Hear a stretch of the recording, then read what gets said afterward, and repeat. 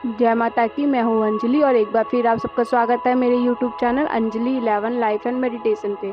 अगर आप इस चैनल पर पहली बार आए हैं तो चैनल को सब्सक्राइब जरूर करिए, और अगर आपको ये वीडियो पसंद आती है तो कृपया इस वीडियो को ज़्यादा से ज़्यादा शेयर करें, ताकि जो इस वीडियो में ज्ञान दिया गया है हो सकता है वो किसी न किसी के लिए उपयोगी साबित हो पाए, तो वो आपके द्वारा ही हो सकता है। अगर आपको ये वीडियो पसंद आती है तो आप इसको शेयर ज़रूर करें, क्योंकि हो सकता है कि आपके शेयर करने से ये वीडियो उस इंसान तक पहुंच जाए जिसको वाकई इस ज्ञान की आवश्यकता हो।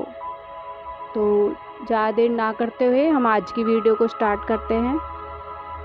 आज की वीडियो, जैसा कि आपको पता ही है, हम बात करने वाले हैं हमारे हिंदू ग्रंथ में सबसे बड़े, जिसको कहा गया है भगवत गीता के बारे में, जो भगवान कृष्ण ने अर्जुन को उपदेश दिए थे। वो ही पूरा सार गीता में छुपा हुआ है। भगवान कृष्ण ने जो अर्जुन को उपदेश दिए थे वे केवल अर्जुन के लिए नहीं थे, वो हम सब मनुष्यों के लिए थे। जो भी अपने जीवन में परेशान हो, जिसको भी अपनी समस्या से कोई समाधान ना मिल रहा हो, अगर आप गीता का पाठ करते हैं तो उसमें भगवान कृष्ण ने आपकी हर समस्या का समाधान दिया है। वो एक ईश्वर द्वारा दिया गया हम मनुष्यों को वरदान है भगवत गीता। उसमें वो ज्ञान है कि जिसका अगर हम नियमित तौर से अगर हम गीता को समझ पाते हैं तो हमारे जीवन की कोई ऐसी समस्या नहीं है जिससे हम बाहर ना निकल पाएँ। इसीलिए भगवत गीता को किसी धर्म में नहीं बांधा गया है। आप देखेंगे कि कई धर्मों के लोग भी गीता का पाठ करते हैं, क्योंकि गीता के पाठ में ही वो ज्ञान है कि जिससे आप अपनी हर समस्या का समाधान पा सकते हैं। तो लेकिन कई लोगों की शिकायत होती है कि उनके पास समय नहीं होता कि वो गीता को पढ़ पाएँ, या जो लोग गीता पढ़ने की कोशिश भी करते हैं तो वो 1 या 2 पाठ करते ही उनको वो समझ नहीं आ पाती है और वो उसको अधूरा छोड़ देते हैं। जबकि कहा गया है कि गीता को हर बार पढ़ने का एक अलग अर्थ होता है। उसके बारे में मैं अलग वीडियो बनाऊंगी कि गीता को कितनी बार पढ़ने से आपको कौन सा चीज़ आपको प्राप्त होती है। तो गीता एक साधारण पुस्तक नहीं है, यह आप सबको पता ही है। तो इसीलिए जन जन तक गीता का सार पहुंच पाए और आप सब गीता को समझ पाएँ, इसके लिए मेरी एक छोटी सी कोशिश है कि मैं आपको गीता समझा पाऊँ। और मेरी आप सब लोगों से रिक्वेस्ट है कि अगर आप इस वीडियो को अगर आपके घर में स्टूडेंट हो, विद्यार्थी हो, आपके छोटे बच्चे हों, तो उनको भी जो ज्ञान आपको इस वीडियो से मिले वो आप अपने उन बच्चों को देने की ज़रूर कोशिश करिए, क्योंकि आने वाला भविष्य उन्हीं से है। तो अगर आज ही से आप अपने बच्चों में गीता का सार उनको समझा पाएंगे तो यकीनन आने वाले समय में उनके जीवन में जो भी समस्याएं आएंगी वो उससे खुद बाहर आ पाएंगे और उनके जीवन में भटकाव नहीं होगा। तो इसी आशा के साथ मैं आज की वीडियो को स्टार्ट करती हूँ। सबसे पहले हम बात करेंगे कि गीता में है क्या। गीता में अगर देखा जाए तो गीता एक टीचर और स्टूडेंट के बीच की बातचीत है। इसमें स्टूडेंट है, विद्यार्थी है अर्जुन, और टीचर है हमारे भगवान श्री कृष्ण। अर्जुन एक बहुत अच्छा विद्यार्थी साबित हुआ है गीता के उपदेश में, क्योंकि अर्जुन में सुनने की क्षमता रखी है। उन्होंने सवाल भी करे हैं ईश्वर से, लेकिन उन्होंने शांत बैठ के ईश्वर के हर जवाब को पूरा सुनने की इच्छा भी रखी है, संयम भी रखा है। उन्होंने बीच में टोका नहीं ईश्वर को। जो भगवान कृष्ण उनको ज्ञान दे रहे थे, उनकी शंकाओं को दूर कर रहे थे, उन्होंने शांत चित्त होकर उन शंकाओं को, उन विचारों को किशन जी द्वारा दिए उपदेश को ध्यान से सुना। यदि गंभीर शंकाओं के निवारण की इच्छा एक अच्छा सुनने होना एक योग्य विद्यार्थी के लक्षण है, तो अर्जुन इस नियम में सर्वोत्तम शिष्य थे। उनकी शंकाएं उचित थी, उनकी जिज्ञासा संदर्भ के अनुकूल थी तथा उनकी चिंता भी निश्चित थी। एक या अधिक प्रश्न पूछने के बाद अर्जुन सभी प्रश्नों के उत्तर धैर्यपूर्वक सुनते रहे। वे कभी बीच में बाधा नहीं डालते थे। इस तरह देखा जाए तो गीता एक उत्तम प्रशिक्षण का माध्यम है।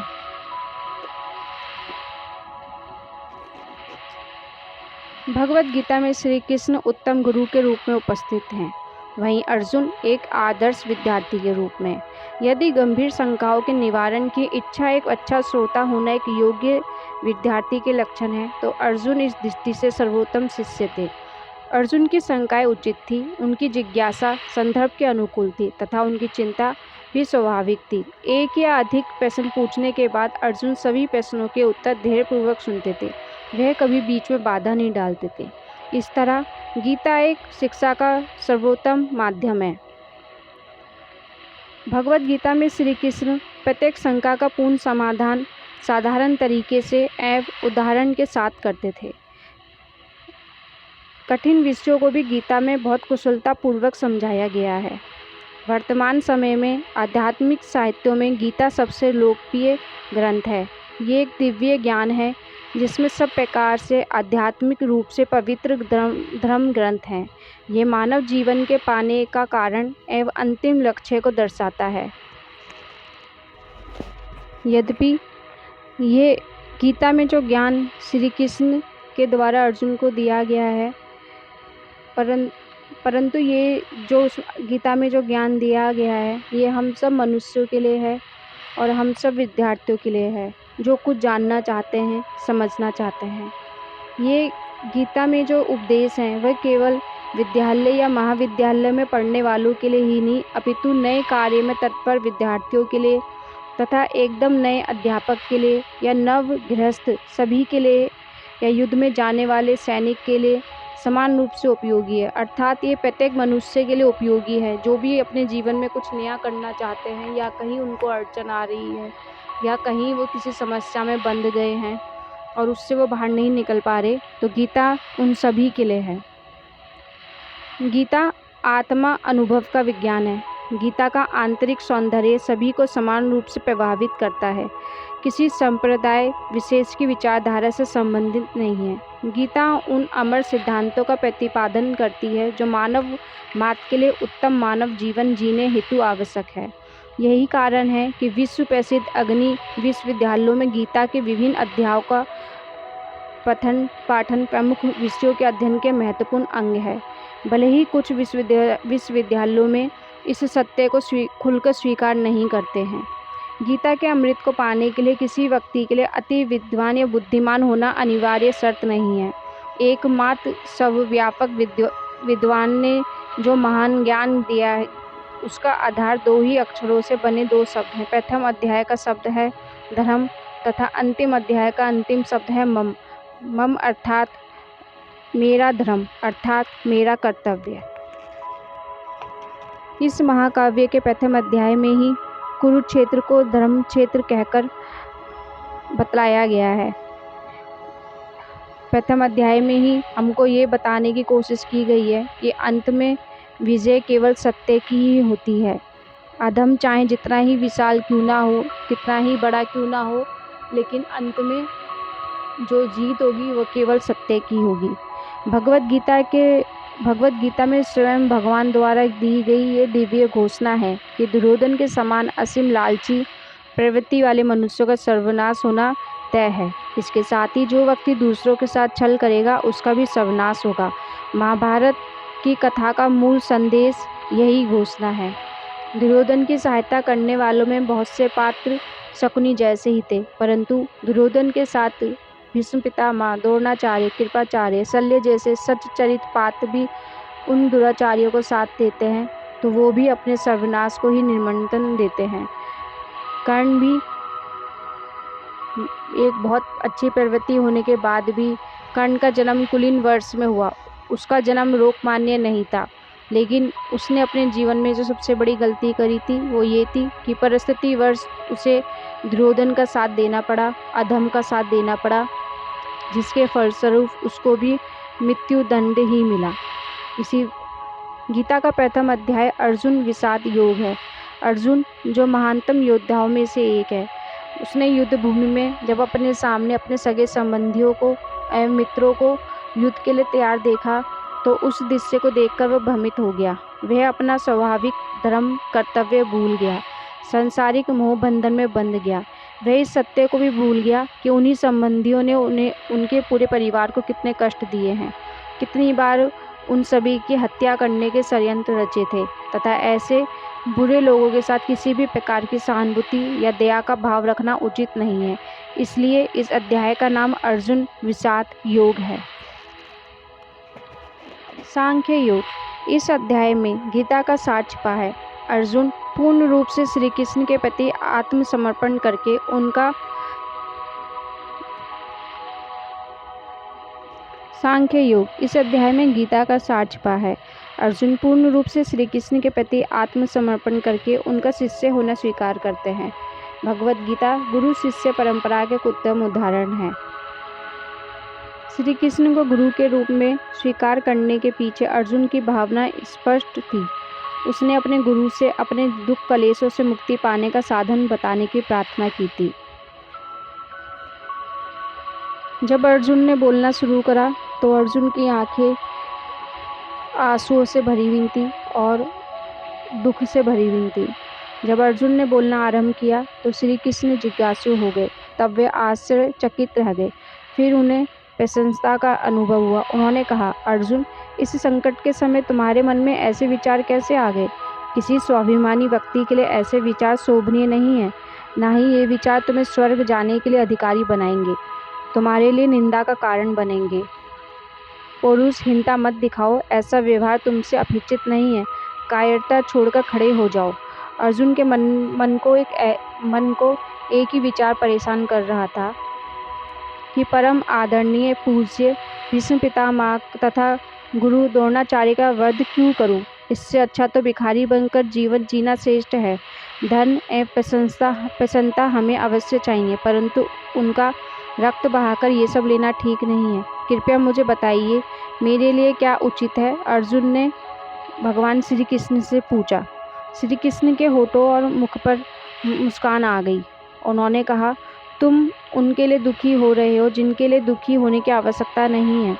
तुम बड़े ज्ञानियों की तरह बातें कर रहे हो। ज्ञानी लोग ना तो जीवित के लिए दुखी होते हैं, ना ही कोई ऐसा क्षण नहीं है जिसमें मेरा या तुम्हारा अस्तित्व ना रहा हो, ना ही हमारा अस्तित्व कभी समाप्त होगा। जैसे मनुष्य शरीर में बचपन से लेकर बुढ़ापे तक परिवर्तन आते रहते हैं, वैसे ही आत्मा एक शरीर से दूसरे शरीर में परिवर्तन होती रहती है। हे अर्जुन, केवल इंद्रियाहीन ही सर्दी, गर्मी, सुख, दुख आदि का अनुभव करती है। सुख दुख में समान प्रकार से व्यवहार करने या सोचने वाला ही मोक्ष की प्राप्ति कर सकता है। अंततः ध्यान रखो, संपूर्ण शरीर में व्याप्त आत्मा नश्वर नहीं है, जन्म लेती है। आत्मा अनादि है, अनंत है। आत्मा ना जन्म लेती है, ना ही इसे कोई मार सकता है। जिसको आत्मा का ज्ञान हो गया, वह किसी की हत्या का कारण कर्ता कैसे बन सकता है? स्वयं को कैसे मान सकता है? जिस प्रकार फटे पुराने कपड़े छोड़ कर नए कपड़े पहन लेते हैं, ठीक वैसे ही आत्मा एक पुराने घिसे पिटे शरीर को छोड़कर एक नए शरीर में प्रवेश कर लेती है। हे अर्जुन, शस्त्र आत्मा को नहीं काट सकते, अग्नि जला नहीं सकती, पानी से गीला नहीं कर सकता, न ही वायु उसे सुखा सकती है। यदि तुम ये सोचो कि आत्मा जन्म लेती है तथा मरती है, तो भी चिंता करने की कोई आवश्यकता नहीं है, क्योंकि यदि जन्म के बाद मरण अवश्य है, तो मरण के बाद पुनर्जन्म भी अवश्य ही है। जन्म से पूर्व की स्थिति अज्ञात है, जन्म से मरण तक की यात्रा ज्ञात है तथा मृत्यु के बाद की स्थिति भी अज्ञात है। अपने धर्म को पहचान कर इससे भटकना उचित नहीं है। तुम क्षत्रिय हो, युद्ध तुम्हारा सहज धर्म है। यदि तुम इस समय युद्ध नहीं करोगे तो सभी तुम्हें कायर मानेंगे और यह कलंक तुम्हारे माथे पर सदा के लिए लग जाएगा। निंदा पूर्ण जीवन मृत्यु से भी अधिक कष्टदायी होती है। महान योद्धा तुम्हारे बारे में कहेंगे कि तुम डर के मैदान छोड़कर चले गए। अब तक तुम्हें उच्चतम ख्याति मिली है। युद्ध ना करके अपमानित एवं दुखपूर्ण जीवन बिताओगे। शत्रु तुम्हें भद्दे और अपमानजनक वाचक बोलेंगे। यदि युद्ध में मारे गए तो स्वर्ग के अधिकारी बनोगे, यदि जीत गए तो राज्य सुख भोगोगे। अंततः साहसी बनो और युद्ध करो।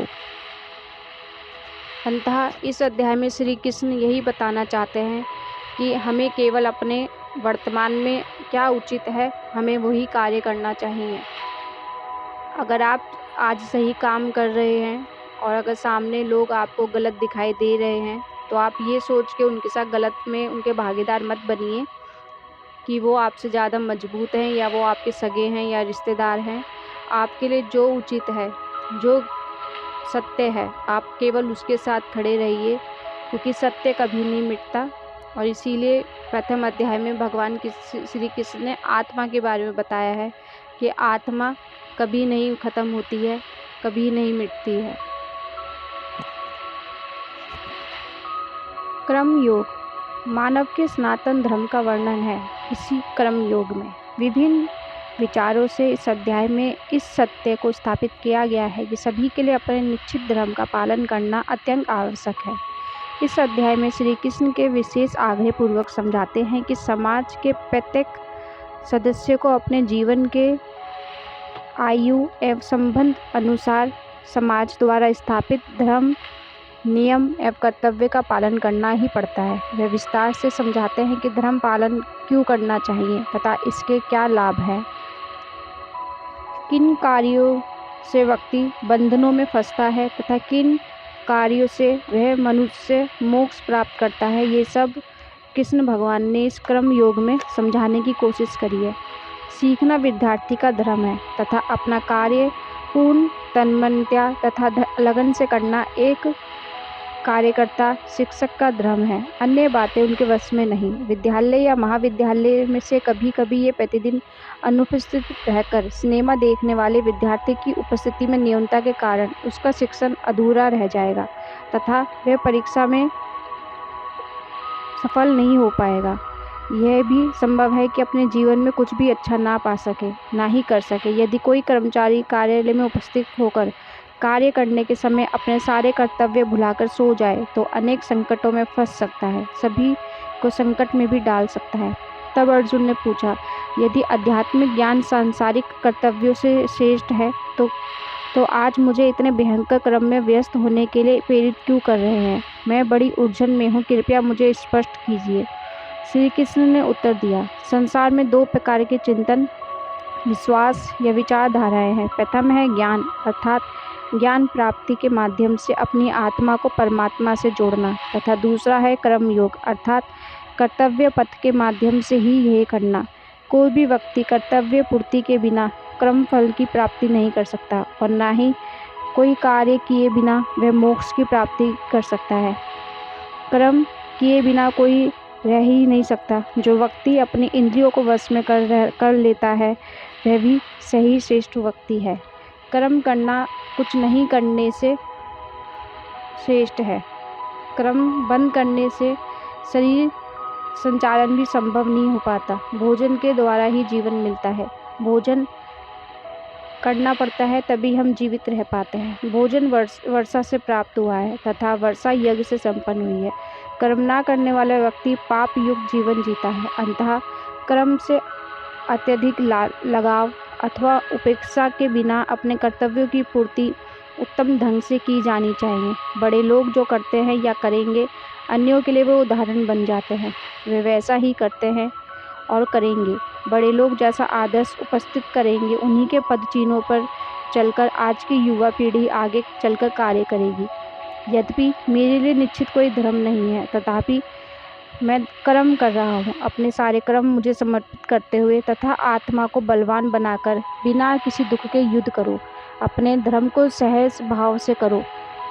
अपने धर्म में कुछ न्यूनता होने पर भी उसका पालन करना। अन्य धर्म चाहे वह कितना ही अच्छा क्यों ना लगे, उसकी अपेक्षा श्रेष्ठ है। सर्वप्रथम मनुष्य में वासना, कुछ प्राप्त करने की इच्छा जागती है। इसकी पूर्ति न होने पर क्रोध उत्पन्न होता है। गुस्से से ही बुद्धि भ्रष्ट हो जाती है तथा बुद्धि भ्रष्ट होने पर व्यक्ति स्वयं का ही खुद का ही दुश्मन बन बैठता है, विनाश को प्राप्त कर लेता है। जिस प्रकार धूलिकण दर्पण की चमक ढक लेते हैं तथा धुआं अग्नि को ढक लेता है, इसी प्रकार वासना ज्ञान को ढक लेती है। अंततः विश्वासपूर्ण बुद्धि के साथ आत्मज्ञान को प्राप्त करके इस वासना रूपी दुश्मन पर विजय पाओ। कर्म योग में भगवान श्री कृष्ण अर्जुन को केवल यही समझा रहे हैं कि कार्य करना क्यों ज़रूरी है। हर मनुष्य का कार्य करना, अपने कर्तव्य का पालन करना क्यों ज़रूरी है। कोई भी कार्य करना कुछ ना करने से बहुत बेहतर है। हम कुछ करते हैं तभी हमको कुछ प्राप्त होता है। इसीलिए हर मनुष्य को चाहिए कि वह अपने कार्य को एक अच्छे तरीके से करे। जिस प्रकार एक कार्य को करने का कहा गया है उसी प्रकार करें। हो सकता है कि वो आपको कुछ सही लगे या गलत लगे, लेकिन उस कार्य को अधूरा छोड़ने से बेहतर है कि उस कार्य को पूरा करके उस कार्य का परिणाम देखा जाए। ज्ञान योग अंतिम लक्ष्य मोक्ष को पाना। ज्ञान प्राप्ति की प्रक्रिया का वर्णन आदि से अंत तक किया गया है। श्री कृष्ण ने इसका भी विस्तार वर्णन से किया है कि कैसे एक लंबे समय बीतने के बाद ज्ञान कैसे लुप्त हो जाता है। श्री कृष्ण ये भी बड़े स्पष्ट रूप से समझाते हैं कि एक विद्यार्थी अपने कर्मों तक के जीवन के उद्देश्य में तालमेल कैसे कर सकता है। श्री कृष्ण इस अध्याय में समझाते हैं कि अपनी शिष्य परंपरा के द्वारा आध्यात्मिक ज्ञान की प्राप्ति कैसे होती है। साथ ही अपने द्वारा इस भौतिक जगत में अवतार धारण करने का उद्देश्य भी समझाते हैं।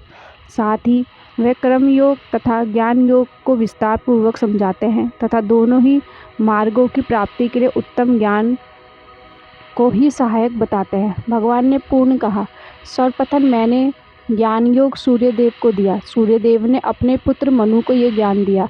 मनु ने अपने पुत्र को ये शिक्षा दी। इस प्रकार ज्ञान आगे आगे बार बार बताने से लुप्त हो गया। अंततः अब उसी ज्ञान योग का प्रशिक्षण मैं तुम्हें दे रहा हूँ। अर्जुन ने शंका व्यक्त की, आपका जन्म तो कुछ वर्ष पूर्व ही हुआ है, जबकि सूर्यदेव का जन्म तो बहुत लंबे टाइम से चला आ रहा है। अंततः मैं कैसे विश्वास कर लूँ कि सूर्यदेव को आपने ही ये ज्ञान दिया। श्री कृष्ण ने उत्तर दिया, मैं और तुम कई बार जन्म ले चुके हैं। मुझे उन सभी जन्मों का पता है। तुम ये सब नहीं जानते।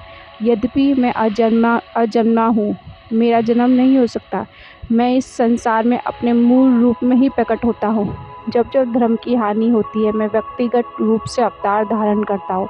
सज्जनों की रक्षा हेतु एवं दुष्टों का विनाश करने के लिए धर्म की स्थापना हेतु मैं हर युग में जन्म लेता हूँ। भय, क्रोध एवं मोह त्याग कर पूर्ण समर्पण भाव से जो मुझ में लीन हो जाता है वह मुझे प्राप्त कर लेता है। अत्यंत बुद्धिमान व्यक्ति भी कर्म और अकर्म के अंतर के बारे में दुविधा में हैरान रहते हैं। कर्म की श्रेणियाँ अलग रहस्यमय हैं। जो व्यक्ति कार्य न करने में देखने की क्षमता रखता है वही आध्यात्मिक दृष्टि से बुद्धिमान है। नियति से जो प्राप्त होता है वही कार्य न करने के विचार को समझाने वाला व्यक्ति, जो किसी भी द्वेष नहीं करता, कभी उससे प्रभावित नहीं होता, विचलित नहीं होता, भौतिक प्रकृति संसार से मुक्त हृदय व्यक्ति सदा योग साधना में व्यस्त रहता है और सत्कर्म करता है, यज्ञ करता है, वही पुरुष महात्मा है, वही संत है। जो ये यज्ञ नहीं करता वह संसार के योग्य नहीं है, उसका स्वर्ग में भी कहीं स्थान नहीं है। जिस व्यक्ति ने अपने कर्म फल की इच्छा त्याग दी उसे कर्म बांध नहीं सकते। हे अर्जुन, अपने अध्यात्म रूपी ज्ञान से अपने इन संदेहों और शंकाओं को भस्म कर दो और खड़े हो जाओ, युद्ध करो। इस प्रकार ज्ञान योग में भगवान श्री कृष्ण ने अर्जुन को समझाने की कोशिश करी है कि हर चीज़ का ज्ञान होना आवश्यक है। इसलिए मन में शंकाएं को दूर करने के लिए ज्ञान की आवश्यकता होगी। अगर आपके पास ज्ञान है तभी आप अपने मन की दुविधाओं से बाहर आ सकते हैं। इसलिए हर मनुष्य के अंदर ज्ञान का होना भी बहुत ज़्यादा ज़रूरी है। तो इस प्रकार हमने आज की वीडियो में सांख्य योग, कर्म योग और ज्ञान योग के बारे में चर्चा करी। इसी में आने वाली वीडियो में मैं आने वाले पार्ट 2 लेकर आऊँगी कि आगे की गीता में क्या है। तो अगर अभी तक की वीडियो आपको अच्छी लगी हो तो प्लीज़ सब्सक्राइब ज़रूर करें और अपने फैमिली के साथ, फ्रेंड्स के साथ इस वीडियो को ज़्यादा से ज़्यादा शेयर करें। अभी तक की वीडियो देखने के लिए आप सभी का धन्यवाद है। सभी को जय माता की, जय गुरुवर की।